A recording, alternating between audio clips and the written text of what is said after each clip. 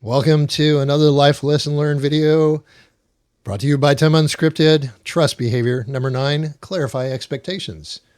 Disclose and reveal expectations, discuss them, validate them, renegotiate them if needed and possible. Don't violate expectations and don't assume that expectations are clear and shared. The opposite of that is to leave expectations undefined and uncleared. And this, by and large, goes back to the conversation that I'm having with myself, the story I'm telling myself in my own head. More often than not, I have to take a step back and ask myself, have I made my expectations clear? And better, why do I have expectations? This is a harder question to ask and answer in my own internal dialogue. Clarifying expectations really takes the friction out of a lot of the things that are in the relationship. In product development, one of the things that I get to navigate is clarifying those expectations with the members of my team who are on the build side, as well as the business side focused people like myself and our stakeholders. And so what I'll typically do is I'll go to a stakeholder and I'll say, all right, so I understand that you're asking for this. So what has to move in order for us to do this? And is this the highest value work that we need to be focused on for the next X number of weeks?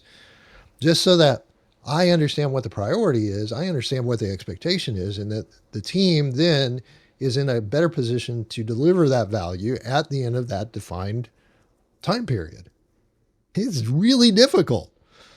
But again, as you've heard me say, this is behavior that we can all practice. Another great thing is if you're married and you have children and you're at a certain age where you're in those more difficult and challenging years, you can clarify expectations with your children. I won't get into the nuts and bolts of that, but I've often had those conversations of, okay, help me understand what it is that you're finding challenging so that I can reset the expectation of what I think you might want to consider doing, so that now, and I'll just say this straight up, now that our children are young adults, this is a very different kind of conversation. Instead of, hey, you need to get good grades and here's the reason why, it is, can I make a suggestion so that you have the benefit of